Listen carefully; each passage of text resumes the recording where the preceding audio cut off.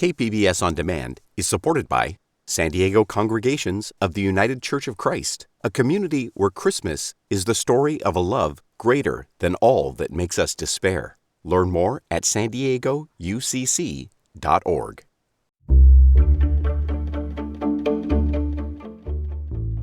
Good morning, I'm Lawrence K. Jackson. It's Thursday, December 18th. Could a national database help cut back on retail theft? More on that next, but first, the headlines.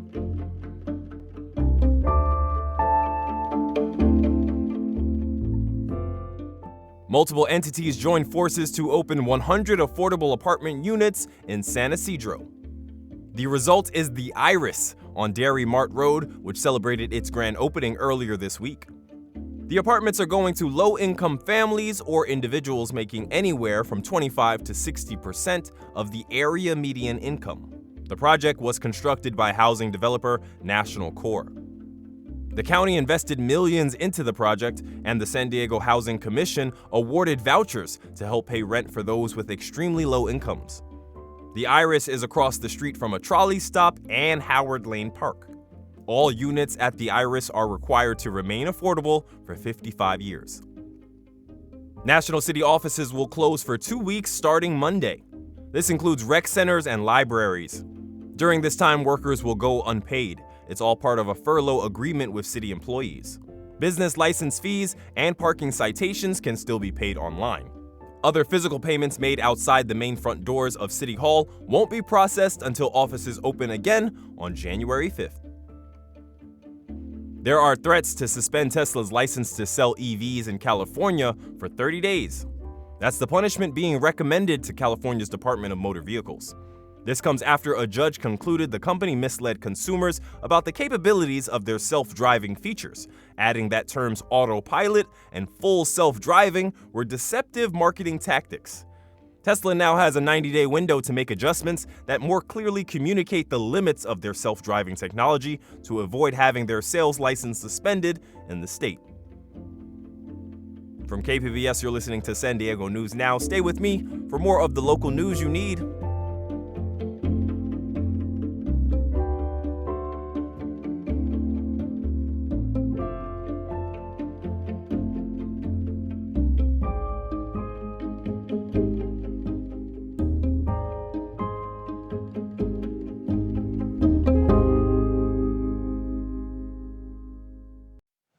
Here in Southern California, we know all too well the devastation wildfires can cause. That's why our mission is to stop the next one before it starts. I'm Brian D'Agostino, leader of SDG&E's Wildfire and Climate Science team, and we've built one of the most advanced wildfire prevention programs in the country with a team of world-class meteorologists using artificial intelligence and real-time weather data, all to help keep our communities safe. We're also building a stronger grid and using public safety power shutoff when necessary because, believe me, I've seen firsthand how unpredictable wildfires can be. But here at SDG&E, we face that uncertainty head-on to help keep you safe. Learn more at sdge.com/wildfire-safety.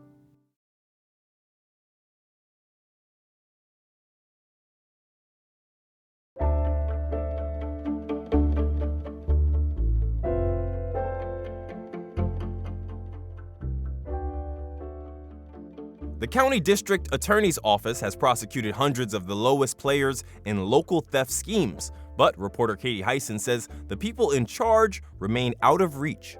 San Diego District Attorney Summer Stephan spoke before the House Judiciary Committee Wednesday. She says her office has prosecuted more than 330 people for organized retail crime in the past few years. The thefts account for more than $3 million in store losses. But this is just the tip of the iceberg. She says despite the resources they've put toward it, we cannot get through as a county prosecutor to the level of the organized criminals that are pulling the strings and that are responsible for reselling the products. Stephan asked the lawmakers to create a national database to track these crimes.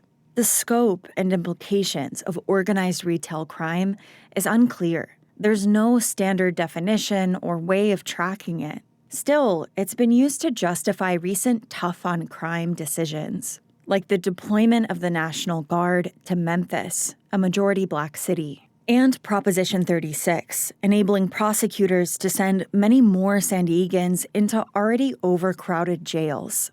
Katie Hyson, KPBS News. New state legislation is aiming to set stricter limits on exposure to a toxic gas created by sewage. Environment reporter Tammy Murga says the change could help communities near the Tijuana River. California's current limit for hydrogen sulfide is designed for odor control. It's not an indicator of health risks. Research has shown communities near the polluted Tijuana River experience prolonged exposure to the toxic gas. They've reported symptoms like coughs, nausea, and headaches. Kim Prather is an atmospheric chemist at UC San Diego. She has led that research. She says the state standard doesn't inform the public what frequent spikes or chronic exposure mean for their health. I can't tell you how many emails and calls I get, is the air safe to breathe? And I don't know how to answer that question.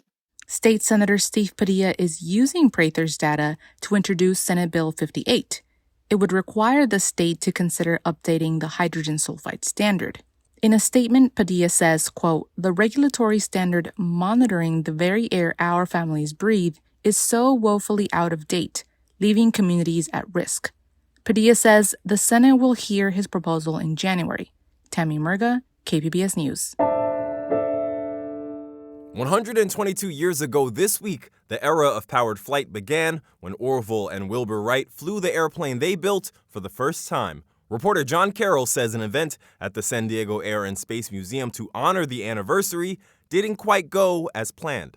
Right here at the top of this story, you were supposed to hear the firing up of an exact replica of the engine that powered the Wright Flyer, but the engine decided not to cooperate.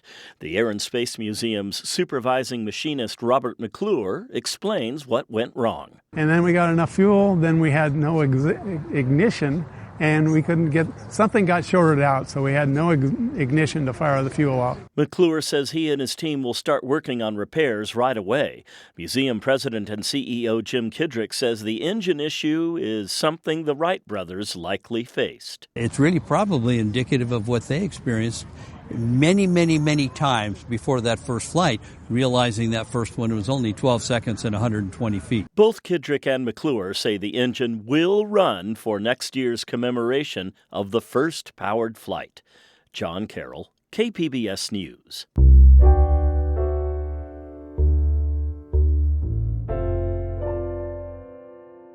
With just days to go before Christmas, elementary students in San Diego are feeling the holiday magic. Reporter Jacob Ayers says at one San Diego Unified School, free gifts and a surprise guest made some wishes come true. Well, ho, ho, ho, Merry Christmas. Santa rode in on his sleigh to hear the wish lists of many young students as part of Choyas Mead Elementary School's second annual winter holiday toy giveaway. Over 600 students received a gift donation selected by their teachers and wrapped by parent volunteers. That includes first grader Ariana Perez Mojica, who's feeling excited about the holidays. Well, you get to spend time with your family, and you get to, you have gifts. Christy Hunter Clark is the school's principal. She says nearly all of the student population lives below the poverty line. For our community and being able to give back and give just a little means a lot for our kids. Choyas Mead Elementary partners with different community organizations to gather gifts for the students. San Diego Unified starts its 2-week winter break after school gets out this Friday. Jacob Ayer, KPBS News. Max Moses is an internationally acclaimed muralist who began by spray painting graffiti illegally in New York. Arts reporter Beth Accomando visited his Graffiti Gardens in Encanto and says it is a hidden gem in San Diego's Black Arts and Culture District. You can't see Graffiti Gardens from the street. And even when you enter the outdoor space, the scale and beauty won't hit you till you turn around and look back at the long stretch of cinder block walls that Max Moses immediately tried to rent. I think it was during COVID. I'm a painter. I love to paint big. And I was like going to people and asking them, can I paint their wall? And I'm so tired of asking people, can I paint their wall? Like, I need my own place to just paint. And so my mentor told me about this place. And the landlord or the owner of the property showed me this location. I was like, whoa, this is awesome. Like, she was showing me the inside, and I was like, no, I don't want to rent that spot. I just want to rent the walls. Walls where his bold colors can explode and his dynamic curves won't feel constrained. But finding such large canvases is a challenge. So the art that grows and blossoms at Graffiti Gardens is ever changing. In fact, the walls that are behind me are in process now of changing. So they always change. And we do events where we invite artists from other parts of the city or other cities to come and just change and transform the place all at one time. Accepting the impermanence of his art may come from his early roots tagging as a kid in New York. Coming from the whole graffiti movement, like, you're out in the street and you're painting, and then you know how you have people that may not like you so much, and then they go over what you do, and so it could be a battle.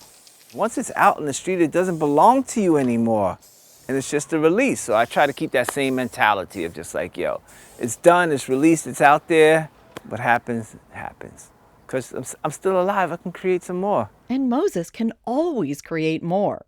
And through Graffiti Gardens, he can provide space for other artists too. And Graffiti Gardens is this sanctuary of art for artists and art lovers and just beautiful human beings that want to be inspired.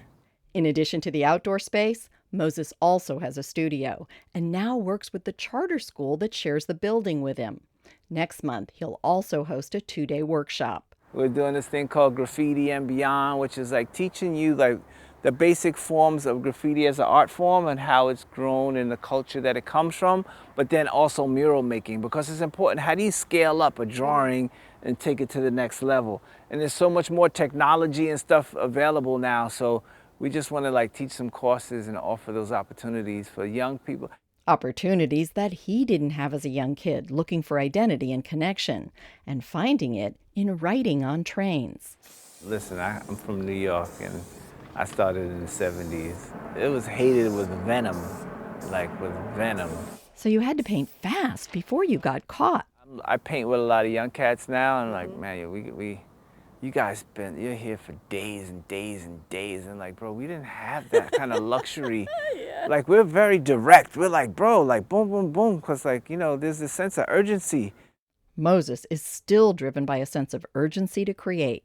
So it was difficult when Graffiti Gardens was flooded in January 2024 during the heavy storms and had to close for months. It's kind of biblical, right? It's after the flood, and then it's all right, bang, it's almost like a cleansing of what's going to take place next. So I don't know, we seem, we're resilient. I personally have a lot of resilience in my being, being an entrepreneur.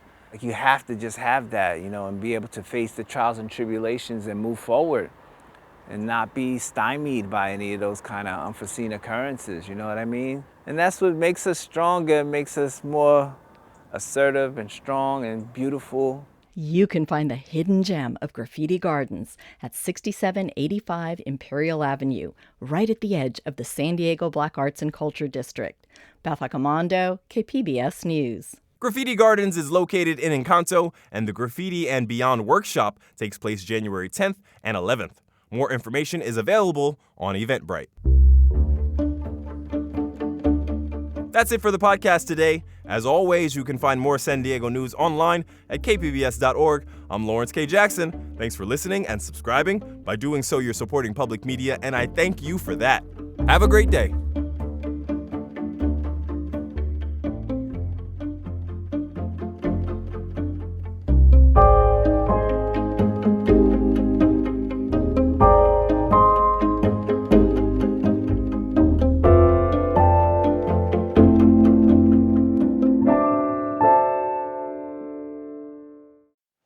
Here in Southern California, we know all too well the devastation wildfires can cause. That's why our mission is to stop the next one before it starts.